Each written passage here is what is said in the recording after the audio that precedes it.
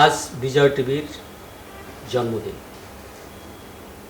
বিজয় টিভিতে যারা কর্মরত আছেন, যে সকল কর্মকর্তা, কর্মচারী, সাংবাদিক, কলাকুশলী এবং দর্শক যারা আছেন, সবাইকে আন্তরিক ধন্যবাদ এবং শুভেচ্ছা জানাচ্ছি।